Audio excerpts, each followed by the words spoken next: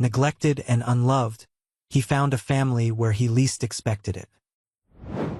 The rusty chain-link fence was the only world he knew. 6 years of his life, measured by the changing seasons, the relentless sun of summer baking the parched earth, the icy bite of winter that chilled him to the bone.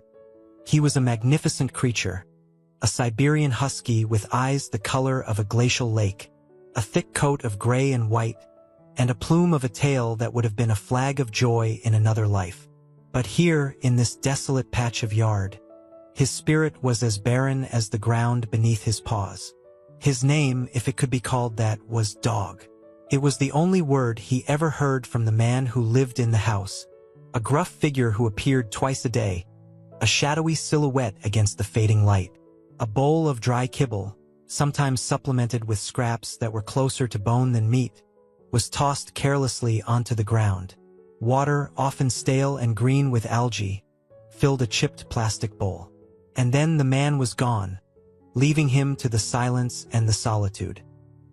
He spent his days pacing the perimeter of the fence, his nose twitching at the sense of the world beyond, the tantalizing aroma of grilling meat from a neighbor's backyard, the sweet perfume of flowers blooming in unseen gardens, the earthy musk of the woods that bordered the far end of the property. He would stand for hours, his front paws pressed against the chain link, his blue eyes fixed on the horizon, a silent plea for connection etched in their depths. Sometimes, children would walk by on their way to school, their laughter echoing in the morning air. He would watch them, his tail giving a tentative wag, a flicker of hope igniting in his chest. But they rarely noticed him, their eyes drawn to the brighter, busier world around them. And even when they did, their smiles would falter, replaced by a look of pity or fear. "Look at that poor dog," they would whisper, their voices laced with a sadness that mirrored his own. The nights were the hardest. The darkness amplified the loneliness, the silence pressing down on him like a suffocating weight. He would curl himself into a tight ball beneath the rickety wooden doghouse, the thin roof offering little protection from the cold or the rain. He would dream of vast, snow-covered landscapes, of running with a pack, of the warmth of another being pressed against his side. But then he would wake, the dreams fading like mist, leaving him to the harsh reality of his existence. He was a prisoner in his own body, a ghost in his own life. A creature of loyalty and love, denied the very things that gave his existence meaning. And yet, somewhere deep within him, a spark of hope remained, a stubborn refusal to surrender to the despair that threatened to consume him. He would wait, he would watch, he would hope. For even in the darkest of nights, a glimmer of light can be found, a promise of a dawn that might yet bring a change to his lonely world.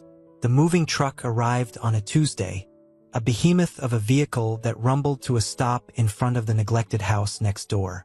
The husky watched from his usual spot by the fence, his ears pricked, his blue eyes following the flurry of activity with cautious curiosity. He had seen families come and go over the years, their brief presence offering a fleeting distraction from his monotonous existence. But none had ever stayed long, and he had learned to temper his expectations.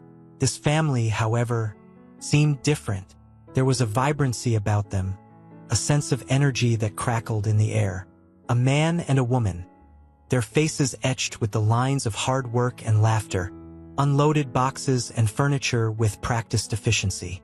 And then, a flash of movement caught his eye. A young girl, no more than 8 years old, emerged from the truck, her pigtails bouncing, her eyes wide with excitement. Her name was Lily, and she was a whirlwind of curiosity and enthusiasm. While her parents busied themselves with the unpacking, she explored her new surroundings with the boundless energy of a puppy let loose in a park. She chased butterflies in the overgrown grass, climbed the gnarled branches of the ancient oak tree that stood sentinel in the backyard, and peered over the fence, her gaze landing on the husky with a jolt of surprise. "Mommy, Daddy," she called, her voice filled with wonder. "Look, there's a dog next door." Her parents paused in their labors, their eyes following her pointing finger. They saw him then, the magnificent creature with the sorrowful eyes, standing in the shadow of the dilapidated doghouse. A flicker of concern passed between them, a shared understanding of the neglect that was evident in his gaunt frame and matted fur. "He looks sad," Lily said, her voice soft with empathy. "Can we go say hi?" Her mother hesitated, her instincts telling her to keep her daughter away. But there was something in the dog's eyes, a plea for connection that resonated with her own compassionate heart. "Let's just see how he reacts," she said, approaching the fence cautiously. "Remember, we don't know if he's friendly, so we have to be careful." Lily nodded, her excitement tempered with a newfound sense of caution. She knelt by the fence, her small hand reaching out tentatively. "Hi, doggy," she whispered, her voice gentle and reassuring. The husky watched her approach, his body tense, his muscles coiled. He had been alone for so long, forgotten and ignored.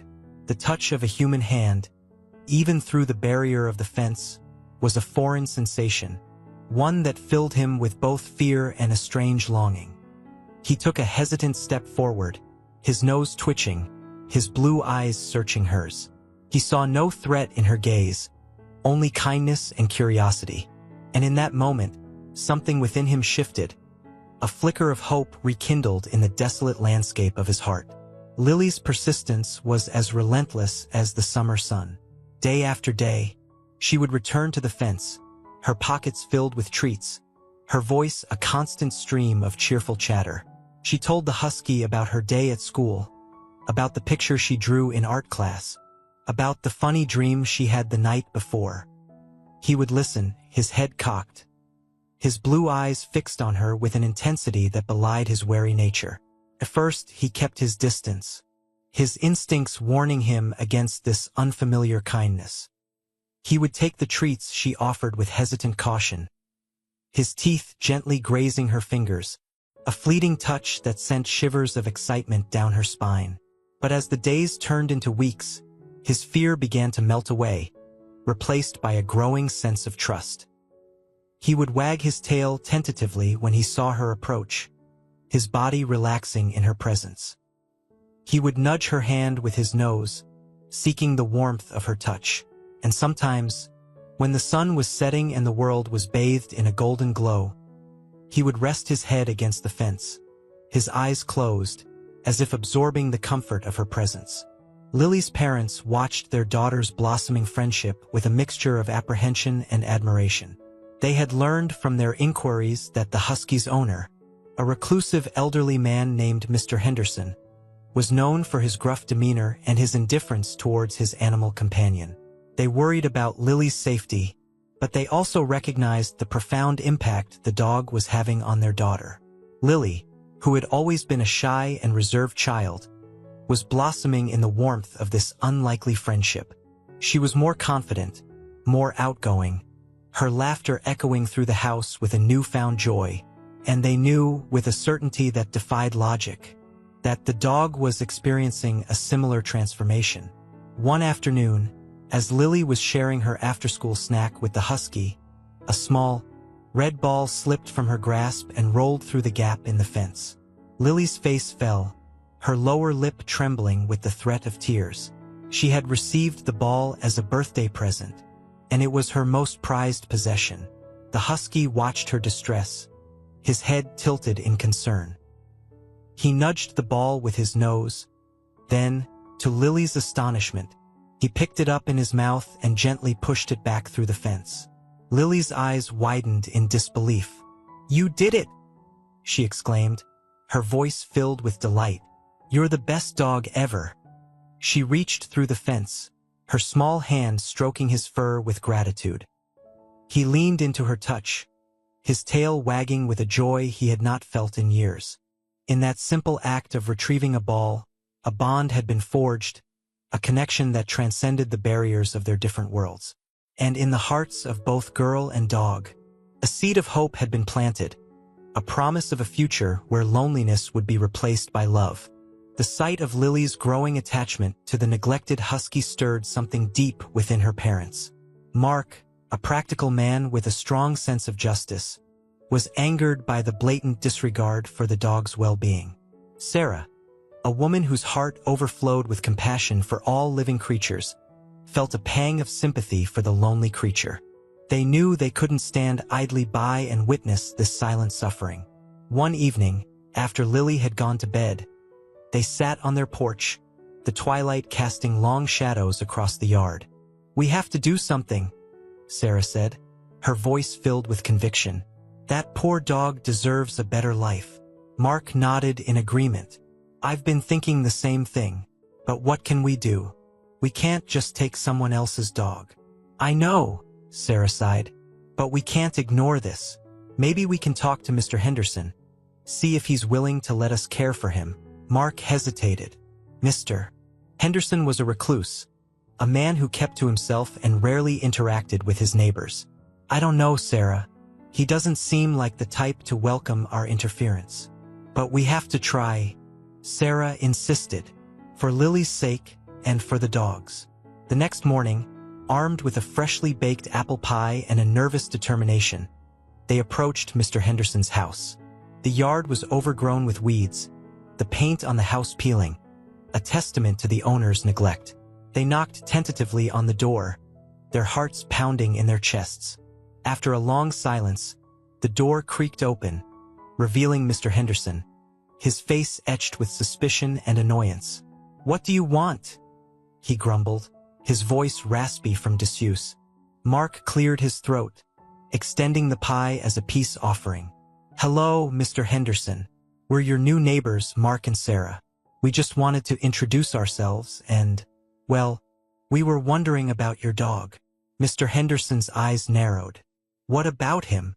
Sarah stepped forward, her voice gentle but firm. "We've noticed he seems a little lonely. Our daughter, Lily, has taken a real shine to him, and we were wondering if you'd be open to us spending some time with him, maybe taking him for walks or playing with him in our yard."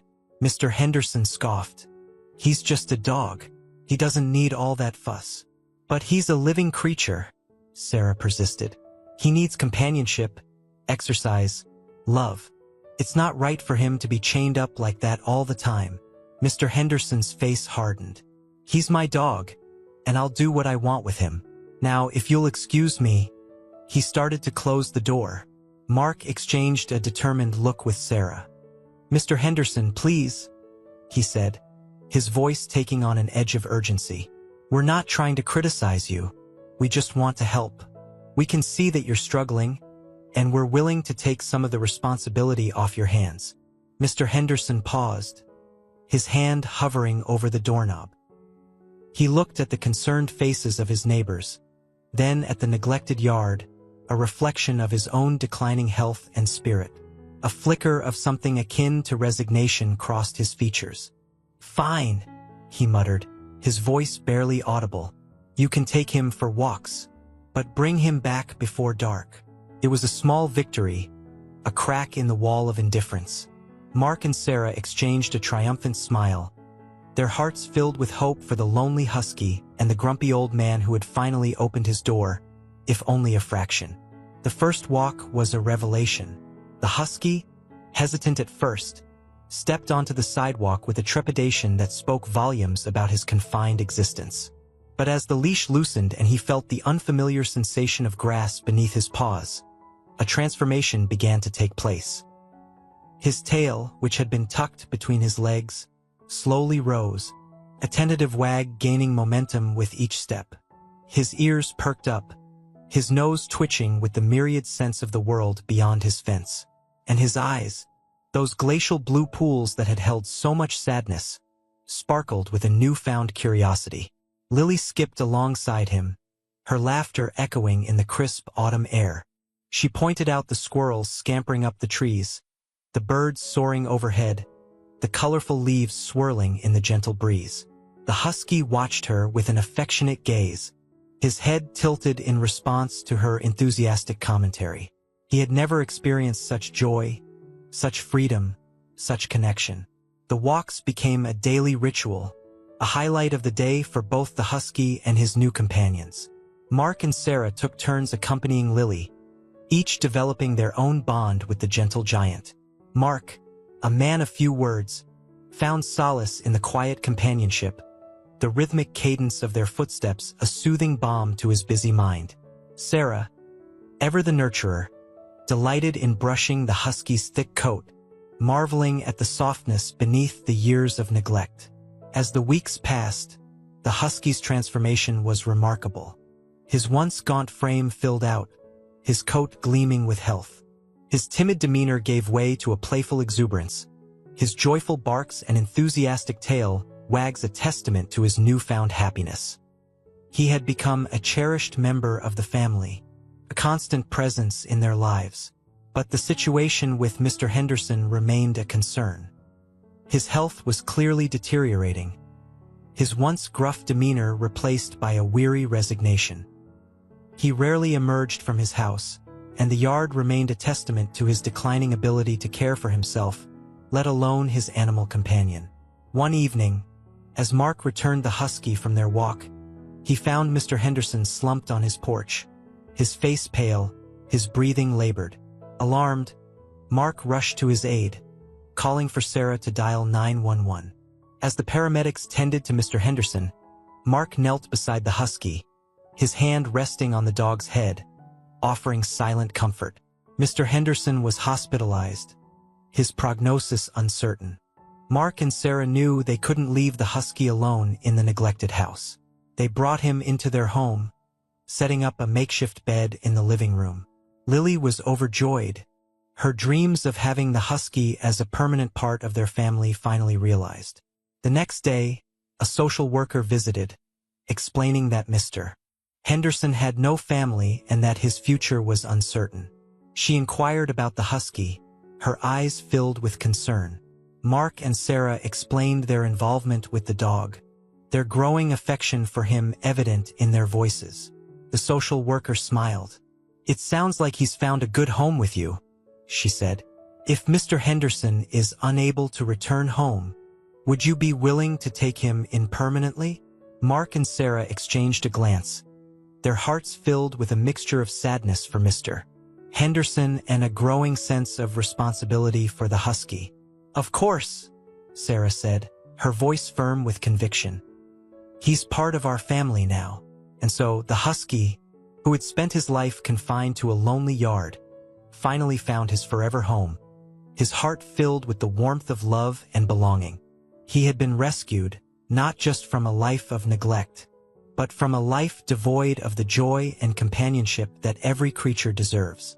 His journey had been long and arduous, but he had finally reached his destination, a place where his spirit could soar and his heart could heal.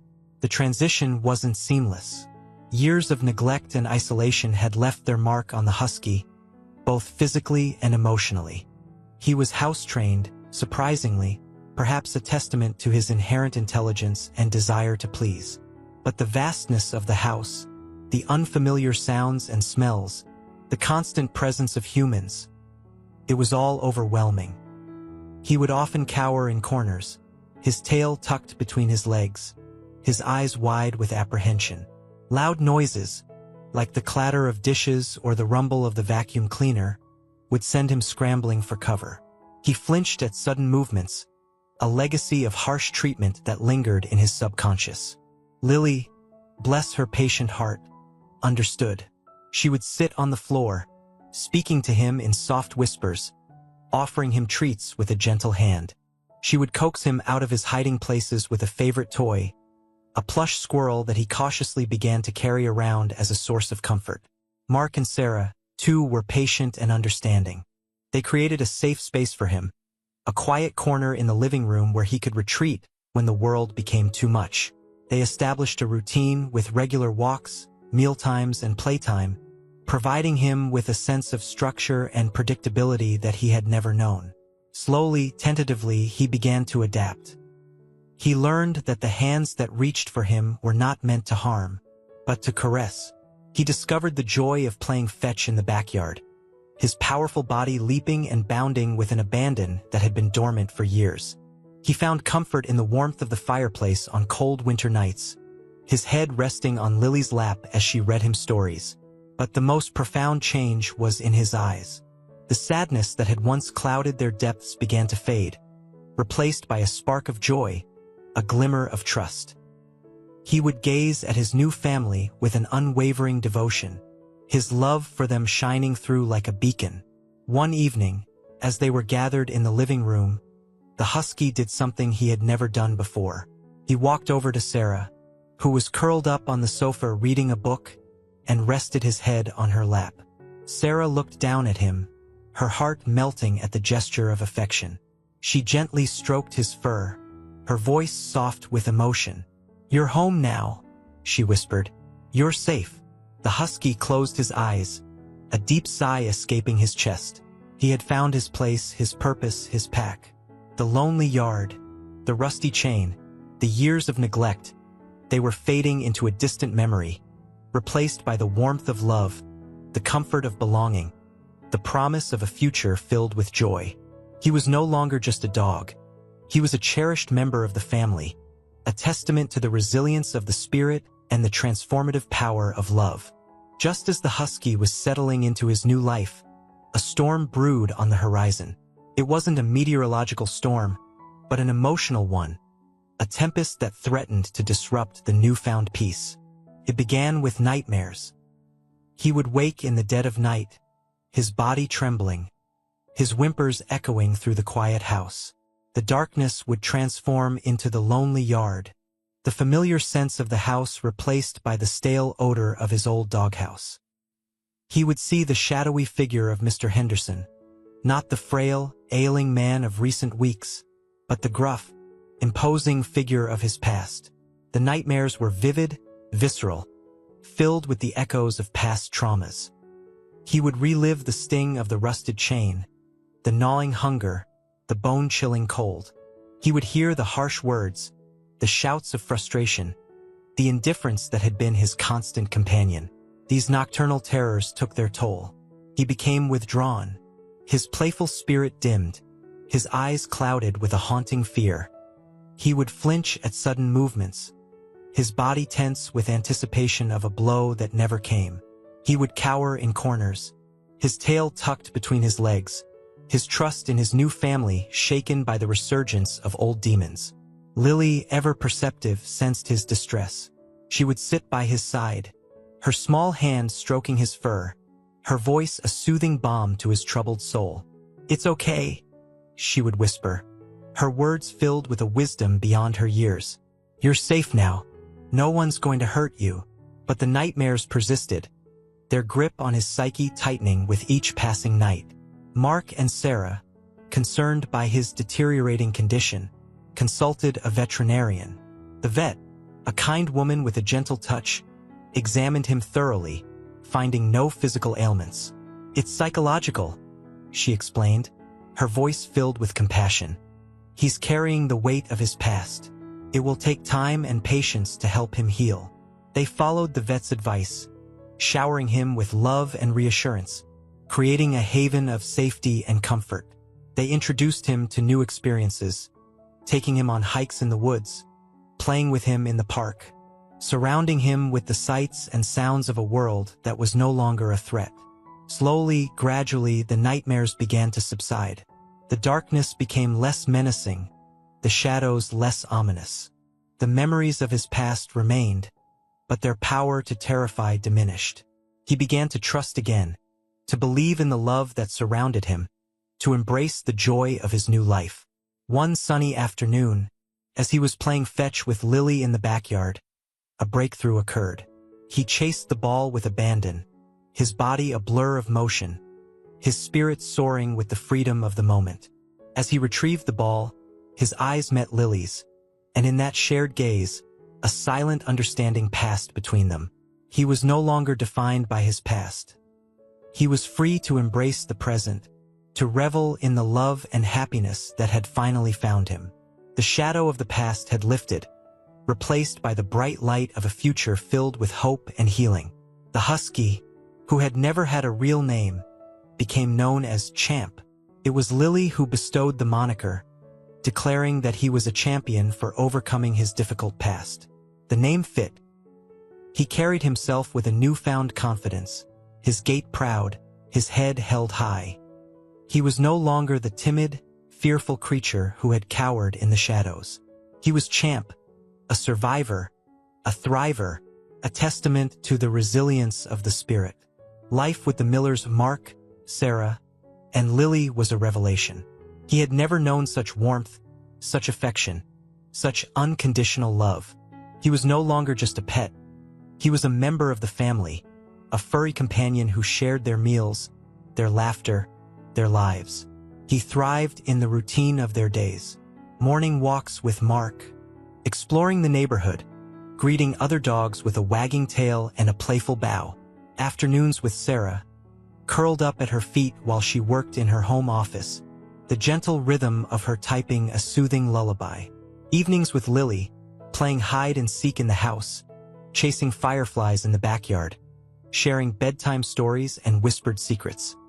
He learned the joy of simple pleasures, the warmth of a sunbeam on his fur, the taste of a juicy bone, the comfort of a soft bed. He discovered the thrill of car rides, his head out the window, his tongue lolling in the wind, the world a blur of exciting sights and smells. He even learned to tolerate baths, though he still preferred a good roll in the dirt after a rainstorm. But most of all, he learned the meaning of love, the love of a family who cherished him, who celebrated his quirks, who forgave his occasional mishaps, the love of a little girl who treated him like a prince, who confided in him her hopes and dreams, who showered him with hugs and kisses. He loved them in return with a fierce loyalty, a devotion that knew no bounds. He was their protector, their confidant, their furry guardian angel. He would greet them at the door with enthusiastic barks and wagging tail, his whole body vibrating with joy at their return. He would lie at their feet, his head resting on their laps, his eyes filled with adoration. He would sense their moods, offering a comforting presence when they were sad, sharing their laughter when they were happy. He was their Champ and they were his world. He had found his forever home, his forever family, his forever happiness. The lonely yard, the rusty chain, the years of neglect, they were all but a distant memory, a fading scar on his soul. He had been rescued, not just from a life of isolation, but from a life devoid of love. And in the loving embrace of the Millers, he had finally found his true purpose, his true identity, his true self. Life, as it often does, threw a curveball. Just as Champ had settled into his idyllic existence, a shadow fell over the Miller household. It started with Sarah, a persistent cough, a lingering fatigue, a disinterest in her usual activities. At first, they dismissed it as a lingering cold, the kind that often circulated during the winter months. But when the symptoms worsened, a nagging worry began to gnaw at Mark. A visit to the doctor confirmed their fears. The diagnosis was cancer, a word that hung in the air like a death knell. The news hit them like a tidal wave, sweeping away their sense of security, their belief in the permanence of their happiness. Champ sensed the shift in the atmosphere. The laughter that usually filled the house was replaced by hushed conversations, worried glances, and tears that were quickly wiped away. Sarah, his beloved Sarah, was often confined to bed, her once vibrant energy replaced by a weary exhaustion. He stayed by her side, his presence a silent comfort. He would lie on the floor beside her bed, his head resting on her hand, his eyes filled with concern. He would nudge her gently with his nose, as if willing her to get up, to play, to be her old self again. The treatments were grueling, a relentless assault on her body and spirit. But Sarah fought with a tenacity that mirrored Champ's own resilience. She endured the chemotherapy, the radiation, the endless rounds of tests and scans, her determination fueled by her love for her family, her desire to see Lily grow up, to share more laughter, more adventures, more life with Mark and Champ. Champ was her constant companion throughout the ordeal. He would accompany her to appointments, his presence a calming influence in the sterile environment of the hospital. He would sit patiently by her side during treatments, his unwavering gaze a source of strength. He would greet her with enthusiastic tail wags when she returned home, his love a balm to her weary soul. He became a symbol of hope, a reminder of the beauty and resilience of life.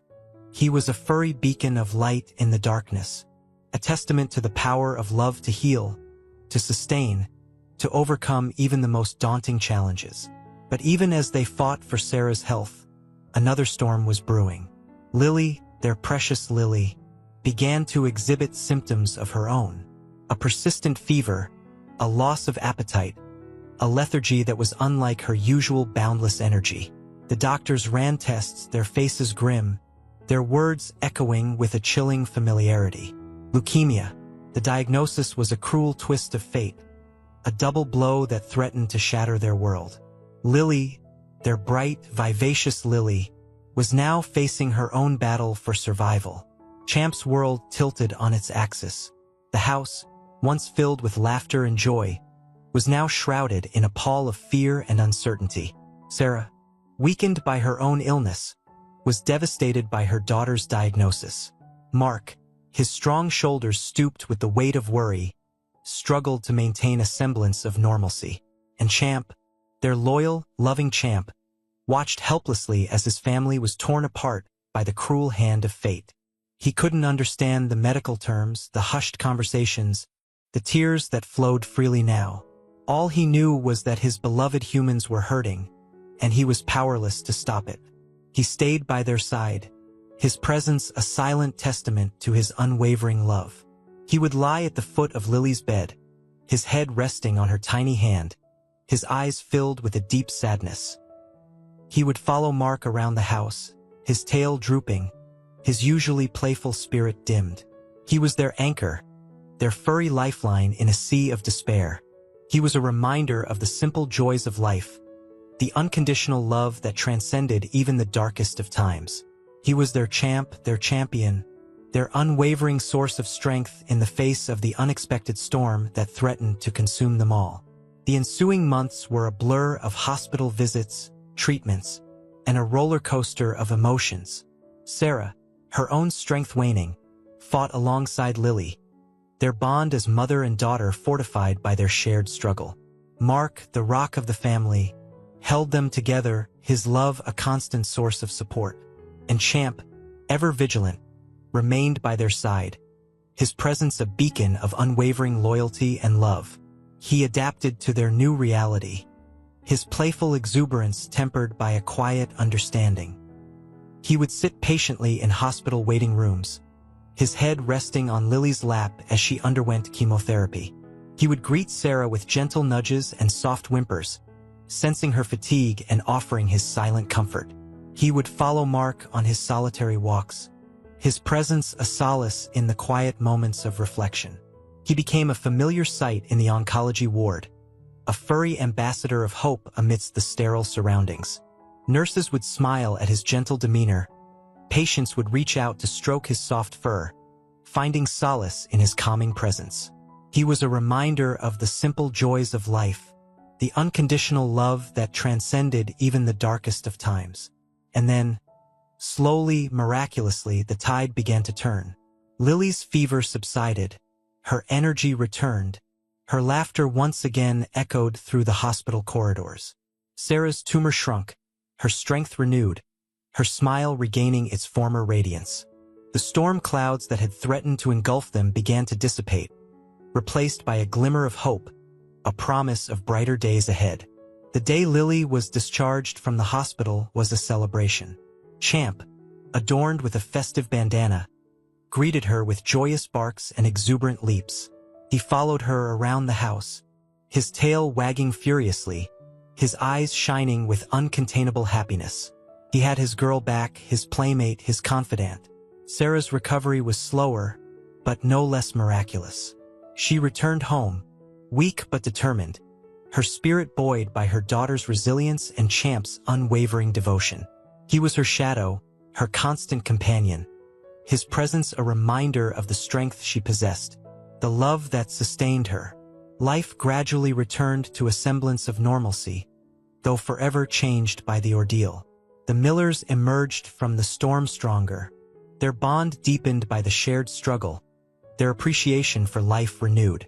And Champ, their loyal companion, their furry guardian angel, remained by their side, a testament to the enduring power of love and the resilience of the human spirit. He was their champ, their champion, their hero. He had faced the storm with them, his love a beacon of hope in the darkest of times. And as they navigated the calmer waters of their new reality, he remained their constant, their anchor, their furry reminder of the strength they possessed, the love that bound them together. He had been rescued from a life of loneliness and neglect, only to find a deeper purpose, a greater love, a family that cherished him beyond measure. He was no longer just a dog. He was a symbol of hope, a testament to the enduring bond between humans and animals, a living embodiment of the resilience of the spirit and the transformative power of love. The family abandoned their deaf dog, but when they saw him again, the world was a muted symphony to Levi, not silent precisely, but lacking the sharp clarity of sound that most took for granted. From the moment he was born, a subtle anomaly in his inner ear rendered him deaf. His world was one of vibrations, of sights and smells, of touch and intuition. His human family, the Millers, hadn't noticed at first. He was a playful puppy, full of energy and mischief, just like his littermates. He tumbled and wrestled, chased his tail with abandon, and snuggled into his mother's warm fur with contented sighs. But as the weeks passed, a nagging worry began to creep into Sarah Miller's heart. Levi didn't respond to his name. He didn't flinch at the sudden clatter of a dropped pan or the sharp bark of the neighbor's dog. He seemed oblivious to the world of sound that enveloped him. A visit to the veterinarian confirmed their fears. "He's profoundly deaf, Mrs. Miller," Dr. Evans explained gently.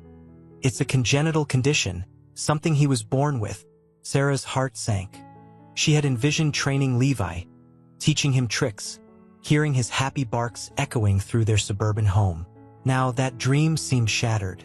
But Sarah Miller was not one to be easily discouraged. She dove into research, learning everything she could about raising a deaf dog. She discovered a whole new world of hand signals, visual cues, and vibrational training tools. John Miller, her husband, was initially hesitant.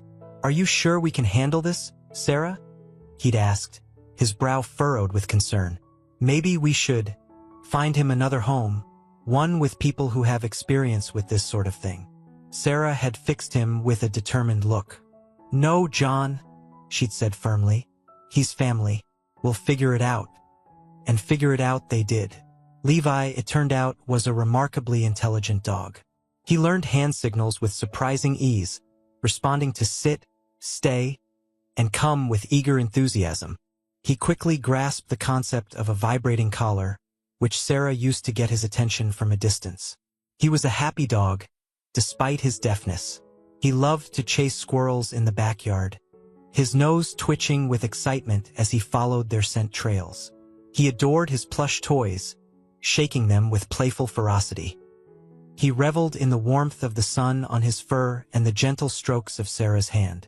His barks, though infrequent, were loud and resonant, a deep rumble that seemed to emanate from his very core. He barked when he was excited, when he wanted to play, when he sensed a stranger approaching the house. But most of the time, Levi was a picture of serenity. His deafness seemed to imbue him with a calmness, an almost zen-like tranquility. He observed the world with wide, intelligent eyes, taking in the subtle nuances of movement and expression that others might miss. The Millers learned to adapt to Levi's silent world. They communicated with him through a language of gestures and touch, of loving gazes and gentle pats. They learned to read his body language, to understand the subtle shifts in his posture and expression that conveyed his moods and needs. And Levi, in turn, learned to read them. He knew the meaning of a smile, the warmth of a hug, the gentle reassurance of a hand on his head. He thrived in their love, his tail wagging a constant testament to his happiness. But Sarah couldn't shake the feeling that something was missing. She worried that Levi was lonely, that he longed for a companion who could truly understand him, who could share his silent world. And so, the idea of getting another dog began to take root in her mind. The local animal shelter was a cacophony of sounds. the excited yips of puppies, the plaintive meows of cats, the occasional frustrated bark from a dog yearning for freedom. Sarah navigated the aisles, Levi trotting calmly by her side, his tail wagging gently as he sniffed the unfamiliar scents. Sarah had explained to him as best she could where they were going. She had used the hand signals for friend and dog, and had even mimed a playful wrestling match to convey the idea of a potential playmate. Levi seemed intrigued, his ears perked and his eyes bright with curiosity. They paused by a kennel that held a small, energetic terrier mix. The dog was a whirlwind of motion, bouncing off the walls of its enclosure, its tail wagging furiously. Sarah watched as Levi observed the terrier, his head cocked slightly, his eyes following its every move. "She's a bit of a live wire," a kind-faced volunteer said, approaching Sarah with a smile. "But she's got a good heart. We think she'd thrive in a home with another dog." Sarah nodded, her gaze shifting to Levi. He was still watching the terrier, a low woof rumbling in his chest. It wasn't a bark, exactly, more of a soft, inquisitive sound. "Would you like to meet her?" the volunteer asked. Sarah hesitated. She wasn't sure how Levi would react to such a boisterous dog. But something in his demeanor, a quiet attentiveness, encouraged her to take the chance. The volunteer opened the kennel, and the terrier bounded out, almost knocking Sarah off her feet. She yelped in surprise, but Levi remained unfazed. He simply sat back on his haunches, observing the exuberant newcomer with a calm curiosity. The terrier, whose name was Maisie, seemed undeterred by Levi's stoicism. She sniffed him enthusiastically, her tail whipping back and forth like a flag in a hurricane. Levi, after a moment of hesitation, responded in kind, sniffing her with gentle curiosity. Maisie, it seemed, had no concept of personal space. She launched herself at Levi, playfully nipping at his ears and batting at his nose with her paws. Levi, startled at first, quickly joined in the game, rolling on his back and playfully snapping at her. Sarah watched with a growing sense of delight.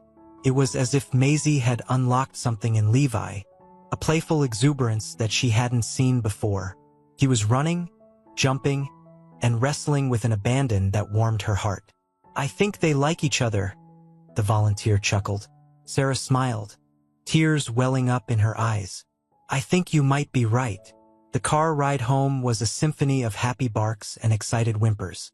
Maisie, unable to contain her enthusiasm, bounced from seat to seat, showering Levi with playful licks. Levi, though calmer in his demeanor, clearly reciprocated her affection, his tail wagging a blur of motion. Arriving home, Maisie explored her new surroundings with boundless energy, sniffing every corner, chasing imaginary squirrels, and barking at her own reflection in the sliding glass door. Levi followed her, his movements more measured, but his eyes sparkling with amusement. That night, for the first time, Levi didn't sleep in his usual spot at the foot of Sarah and John's bed. Instead, he curled up next to Maisie in the dog bed they had placed in the living room. Sarah, peeking in on them before she went to bed, smiled at the sight of the two dogs nestled together, their breathing slow and steady.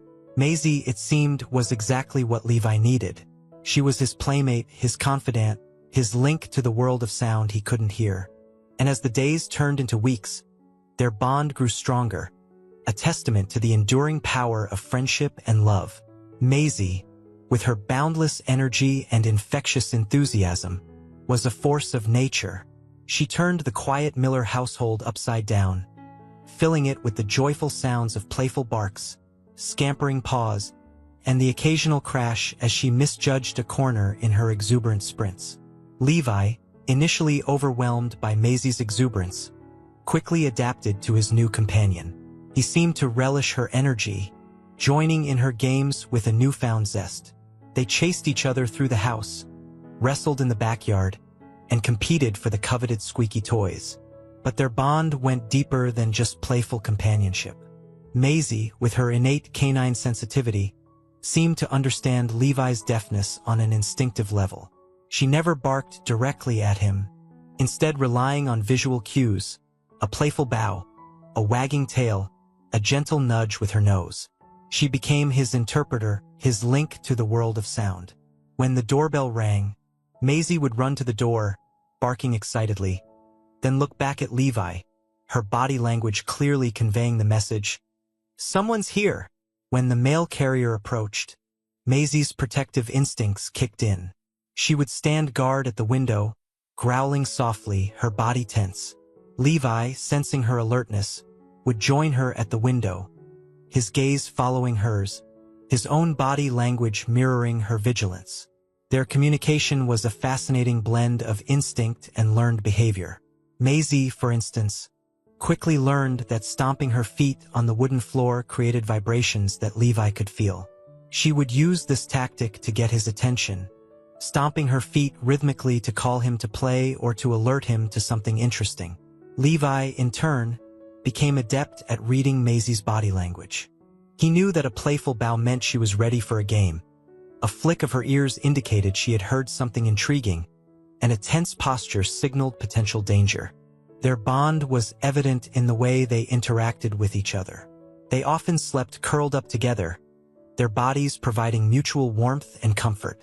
They groomed each other, their tongues gently licking away dirt and debris, and they shared their toys, their food, and even their favorite sleeping spots, with an unspoken understanding that transcended the need for words. One day, while playing fetch in the park, Levi became distracted by a butterfly flitting through the tall grass. He wandered off, his nose to the ground, following the butterfly's erratic flight. He didn't hear Sarah calling him back, his attention completely absorbed by the colorful insect. Maisie, sensing that Levi was out of sight, stopped her game of fetch and ran towards him, barking excitedly.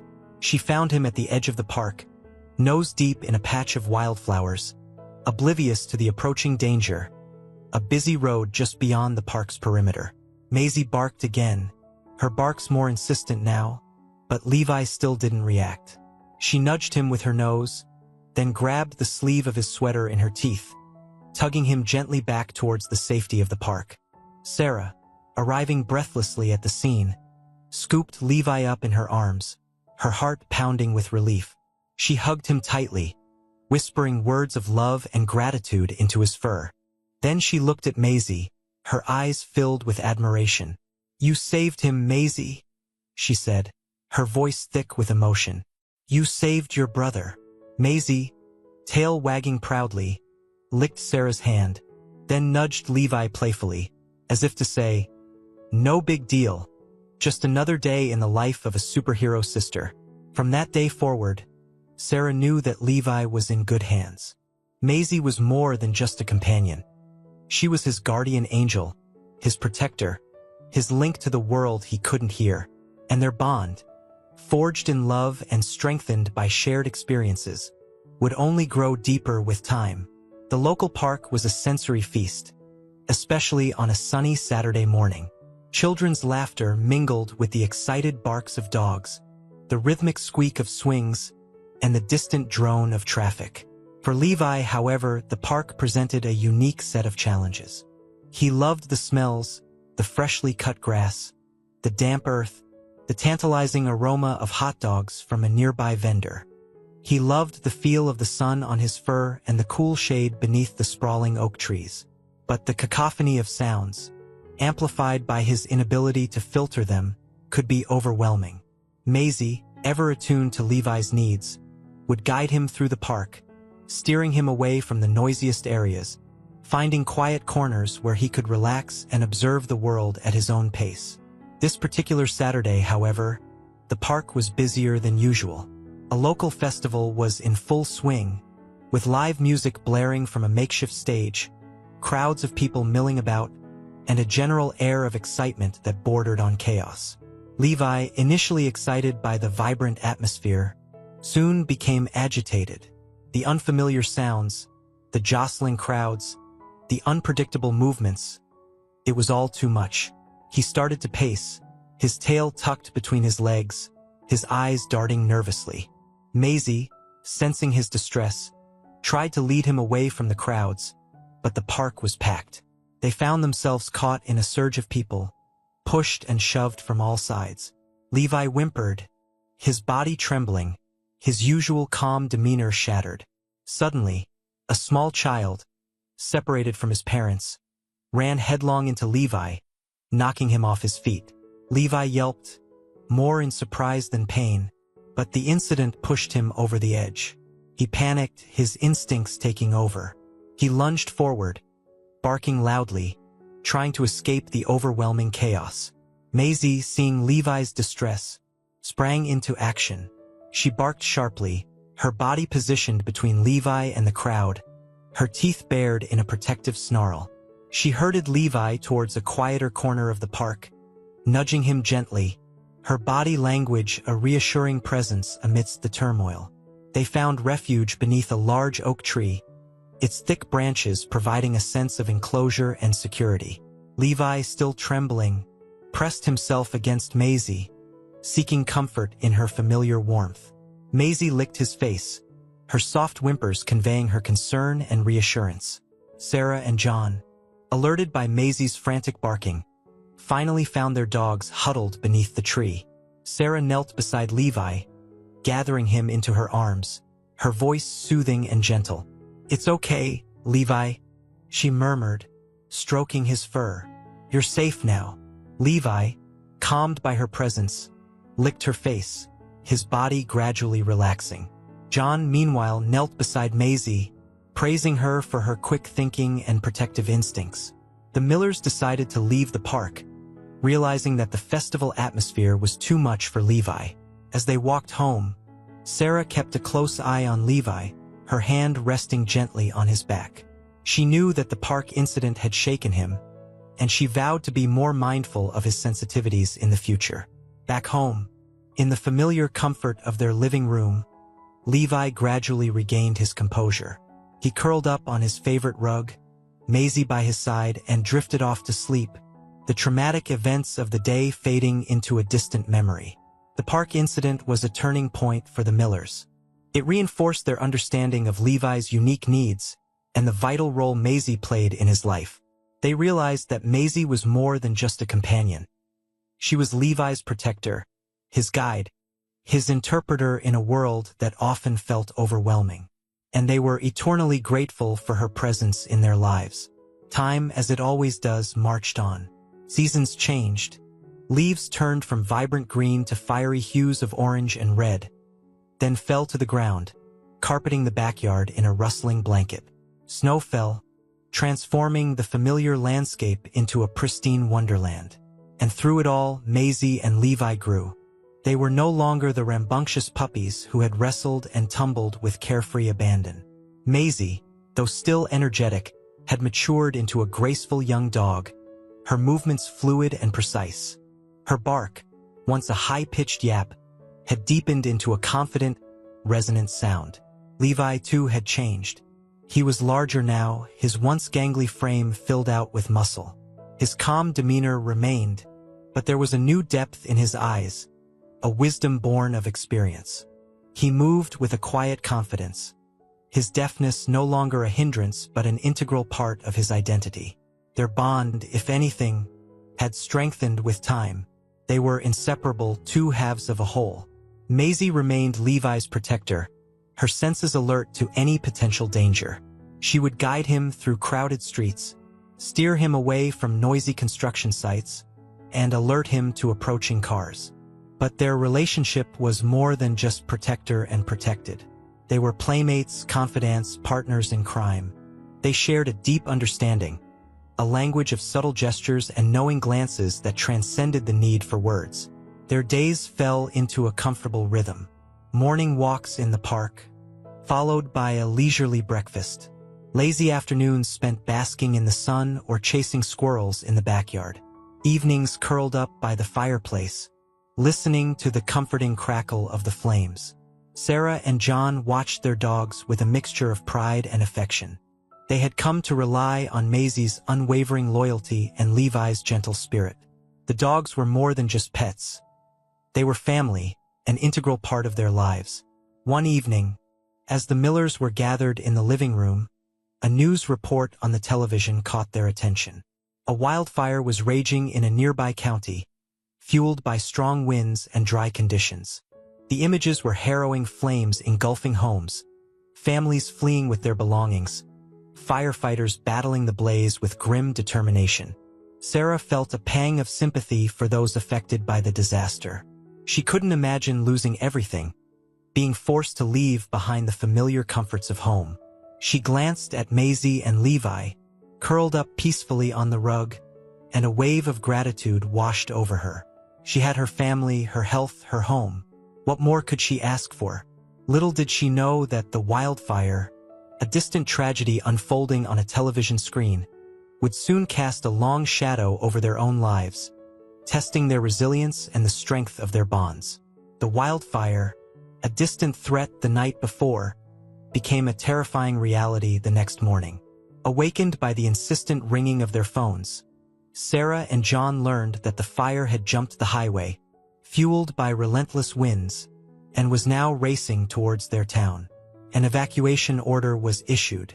Panic swept through the normally peaceful community as residents scrambled to gather their belongings and flee the encroaching flames. The Millers, their hearts pounding with fear, packed a few essentials, leashed Maisie and Levi, and joined the exodus. The drive was a nightmare. Smoke filled the air, stinging their eyes and making it difficult to breathe. The roads were clogged with fleeing vehicles, the panicked cries of children and the frantic barking of dogs adding to the chaos. As they drove, Sarah and John watched in horror as flames consumed the familiar landscape. Houses were reduced to smoldering rubble, trees were engulfed in fiery infernos, and the once blue sky was now a menacing shade of orange. They found temporary refuge in a crowded evacuation center, a gymnasium filled with anxious families and their bewildered pets. Maisie and Levi, sensing their humans' distress, stayed close, their presence a source of comfort amidst the uncertainty. The next few days were a blur of anxious waiting, punctuated by news reports that painted a grim picture. The fire was still raging, fueled by dry conditions and unpredictable winds. Homes were lost, lives were disrupted, and the future seemed shrouded in uncertainty. Finally, the day came when the evacuation order was lifted. The Millers, eager to return home, drove back to their neighborhood, their hearts heavy with apprehension. As they turned onto their street, a collective gasp escaped their lips. Their house was gone. Where their cozy home had once stood, there was now only a pile of charred debris, a stark reminder of the fire's destructive power. Sarah sank to her knees, tears streaming down her face. John put his arm around her, his own eyes filled with grief. Maisie and Levi, sensing their humans' despair, whined softly, their tails tucked between their legs. They sniffed the ground, their noses twitching, trying to make sense of the devastation. The familiar sense of home, of freshly baked cookies, of Sarah's perfume, of their own dog beds were gone, replaced by the acrid smell of smoke and ash. The loss of their home was a devastating blow, but the Millers knew they were lucky to be alive. They had each other and they had their dogs. That, they realized, was all that truly mattered. They found temporary housing with a kind neighbor and began the long, arduous process of rebuilding their lives. The insurance company promised to help, but the paperwork was overwhelming, the delays frustrating. The future seemed uncertain, the path ahead filled with challenges. But through it all, Maisie and Levi remained a constant source of comfort and support. They were their furry anchors, their reminders of the simple joys in life: a wagging tail, a warm lick, the unconditional love of a loyal companion. The fire had taken their home, their possessions, their sense of security, but it had also revealed the true strength of their family, the unwavering bond that connected them, human and canine alike. And in the ashes of their loss, they found a renewed appreciation for the things that truly mattered: love, loyalty, and the enduring power of friendship. The neighbor's spare room, though generously offered, was cramped and unfamiliar. The sounds of their host family, the clatter of dishes, the muffled voices through thin walls, the crying of a newborn baby, were a constant reminder that they were living in someone else's space. The Millers knew they couldn't stay there indefinitely. They needed a place of their own, a space to heal, to rebuild, to reclaim a sense of normalcy. But finding affordable housing in the fire-ravaged community was proving to be a challenge. One afternoon, while browsing online listings, Sarah stumbled upon a promising option. It wasn't their old neighborhood, but it was a quiet, tree-lined street in a nearby town, with a small backyard and a cozy fireplace. The rent was within their budget, and the landlord seemed amenable to their situation.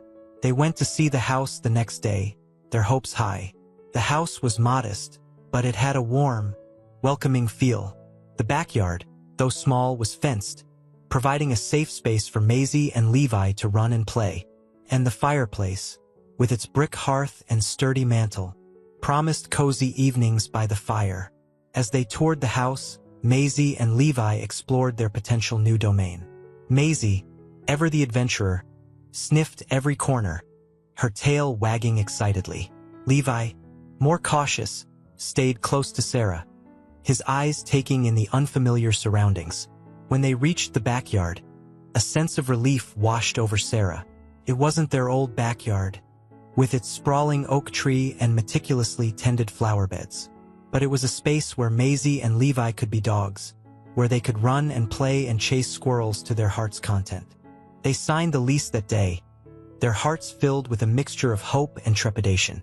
It was a new beginning, a chance to create new memories, to build a new home. But it was also a reminder of all they had lost, of the life that had been so abruptly disrupted. The move was a flurry of packing boxes, loading furniture, and saying goodbye to their kind neighbors. Maisie and Levi, sensing the change, were subdued, their usual exuberance tempered by uncertainty. As they drove away from the neighbor's house, Sarah glanced back, a wave of sadness washing over her. It wasn't just the house they were leaving behind. It was a chapter of their lives, a time of innocence and security that was now gone forever. But as she looked at John, his hand resting reassuringly on hers, and at Maisie and Levi, their heads resting on her lap, she felt a surge of determination. They would rebuild, they would heal, they would create a new life. Together. The new house was quiet, empty, echoing with the absence of familiar sounds and smells. But as they unpacked their boxes, arranged their furniture, and hung their pictures, the house slowly began to feel like home. Maisie and Levi, exploring their new surroundings, gradually regained their confidence. Maisie chased imaginary squirrels in the backyard, her barks echoing through the quiet neighborhood. Levi, his nose to the ground, followed the scent trails of previous canine residents, his tail wagging with curiosity. That night, as they gathered by the fireplace, the flames casting a warm glow on their faces, a sense of peace settled over the Millers. They were home together, their family intact. And in the flickering firelight, they saw a glimmer of hope, a promise of brighter days to come. The new neighborhood was a world away from their old one. Gone were the familiar faces, the friendly waves from neighbors across the street, the comforting rhythm of their old routine. Here, they were strangers, starting anew in a community that had yet to embrace them. For Maisie, the transition was relatively easy. She was a social butterfly, her tail wagging a universal greeting to anyone she met. She quickly charmed their new neighbors with her playful antics and infectious enthusiasm. Children stopped to pet her on their way to school. Elderly couples smiled at her exuberant greetings, and even the grumpy old man at the end of the street couldn't resist her charms. Levi, however, found the adjustment more challenging. He missed the familiar sense of his old neighborhood, the well-worn paths in the park, the comforting presence of his canine friends. In this new environment, he was hesitant, unsure, his usual calm demeanor tinged with anxiety. One afternoon, while walking Levi in the new park, Sarah noticed a group of dogs playing in the distance. They were a motley crew, a boisterous Labrador, a graceful greyhound, a fluffy poodle, and a dignified golden retriever. They chased each other with joyful abandon, their barks echoing through the park. Sarah hesitated.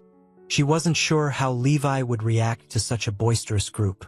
He had always been selective with his canine companions, preferring the company of calm, gentle dogs. But she also knew that he needed to socialize, to find his place in this new community. She cautiously approached the group, Levi walking close by her side, his tail tucked slightly between his legs. The other dogs, sensing a newcomer, paused their game, their eyes fixed on Levi with a mixture of curiosity and caution.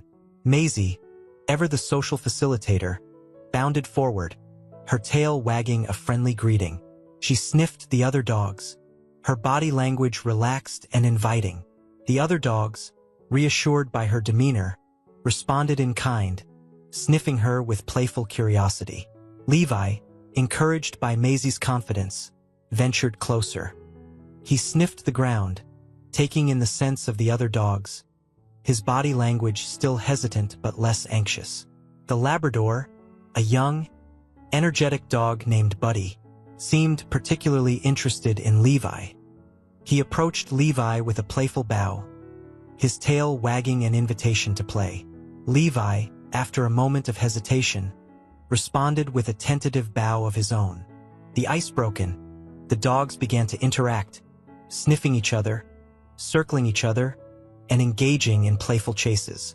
Levi, initially hesitant, gradually joined in the fun, his tail wagging with increasing enthusiasm. Sarah watched with a smile.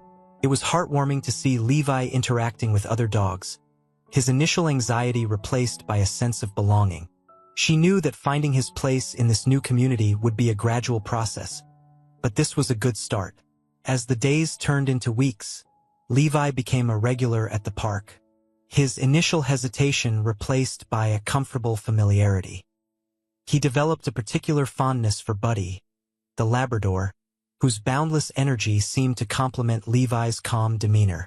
They were often seen chasing each other through the park, their barks echoing through the trees, their friendship a testament to the unifying power of play.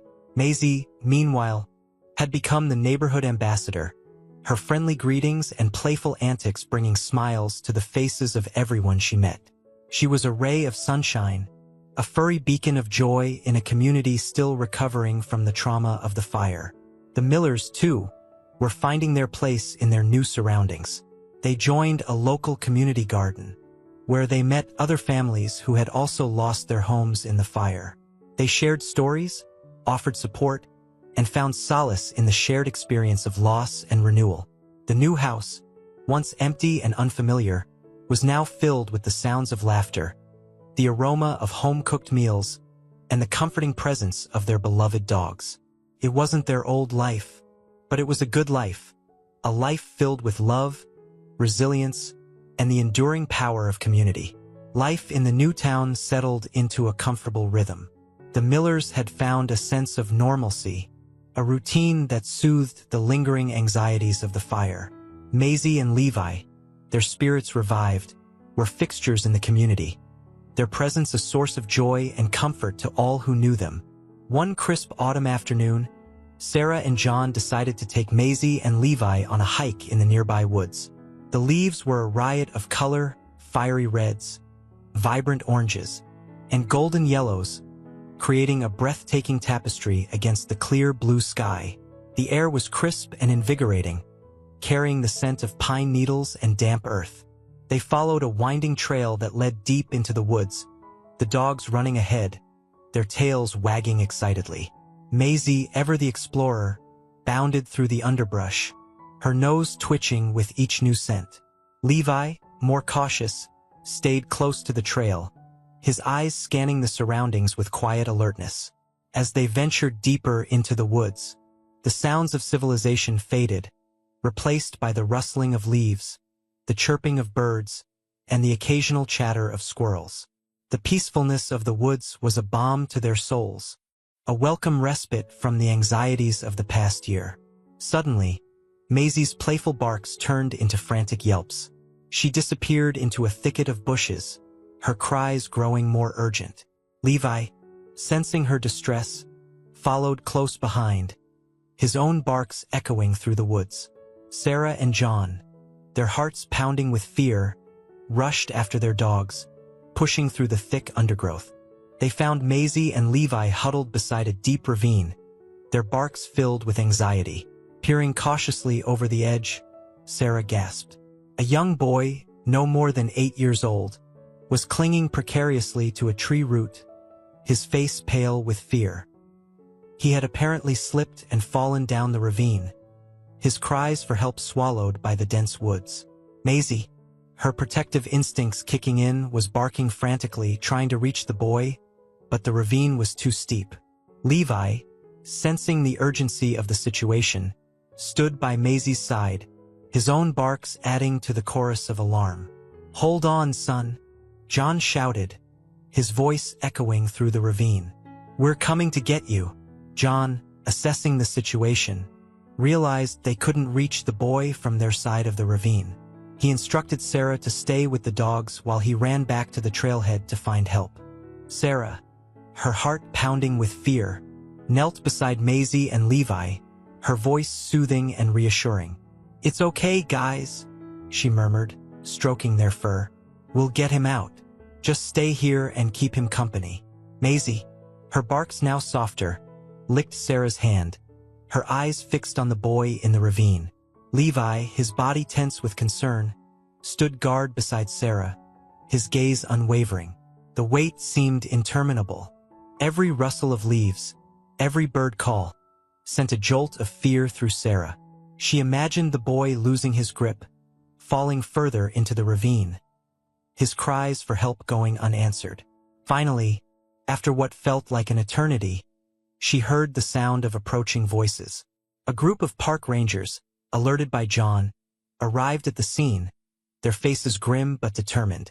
Using ropes and harnesses, the rangers carefully rappelled down the ravine, reaching the terrified boy. They secured him in a harness and slowly lifted him to safety, his cries of relief echoing through the woods. As the boy was reunited with his tearful parents, Sarah knelt beside Maisie and Levi, her heart overflowing with gratitude. She hugged them tightly, whispering words of love and praise into their fur. "You saved him, guys," she said, her voice thick with emotion. "You saved his life." Maisie, her tail wagging proudly, licked Sarah's face, her eyes sparkling with joy. Levi, his body relaxed now, nuzzled against Sarah, his quiet presence a testament to his unwavering loyalty. The rescue was a reminder of the extraordinary bond they shared with their dogs, a bond that transcended language and species. Maisie and Levi, with their keen senses and unwavering loyalty, had alerted them to the boy's plight, their actions preventing a potential tragedy. As they walked back to the trailhead, the setting sun casting long shadows through the woods, Sarah felt a surge of gratitude. They had their health, their family, and their beloved dogs. And in that moment, she realized that they had everything they truly needed. The rescue of the young boy became a local news story, with Maisie and Levi hailed as heroes. Their pictures appeared in the local newspaper, their story shared on the evening news. The Millers were inundated with calls and messages from well-wishers, their mailbox overflowing with cards and letters expressing gratitude and admiration. The attention was overwhelming at first, but the Millers gradually adjusted to their newfound fame. Maisie and Levi, oblivious to the fuss, continued their daily routines, their lives largely unchanged by their heroic act. The incident, however, had a profound impact on the Millers. It reinforced their appreciation for their dogs, their loyalty, their intelligence, their capacity for love and compassion. It also brought them closer to their new community, forging bonds of friendship and shared experience. Life settled into a comfortable rhythm. The Millers, their home rebuilt, their lives back on track, embraced their new community, their hearts filled with gratitude for the kindness and support they had received. Maisie and Levi, their spirits revived, continued to be a source of joy and comfort to all who knew them.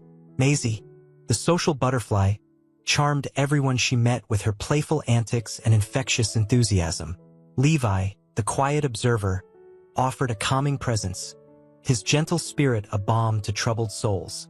They were inseparable, their bond strengthened by shared experiences, their love for each other unwavering. They were a testament to the enduring power of friendship, a reminder that love and loyalty know no bounds. One sunny afternoon, as the Millers gathered in their backyard for a barbecue, a sense of contentment settled over them. The aroma of grilling burgers filled the air, mingling with the laughter of children and the playful barks of dogs. Maisie and Levi, their tails wagging happily, chased each other through the yard, their joyful barks echoing through the neighborhood.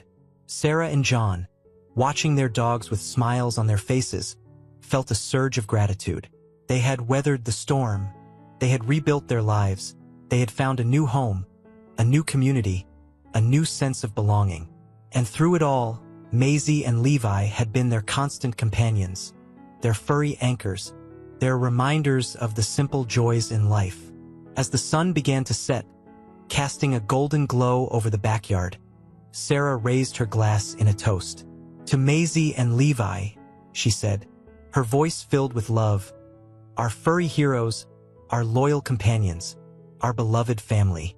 John, Maisie, and Levi echoed her sentiment with enthusiastic barks and wagging tails. And in that moment, surrounded by love and laughter, they knew that they had truly found their happy ending.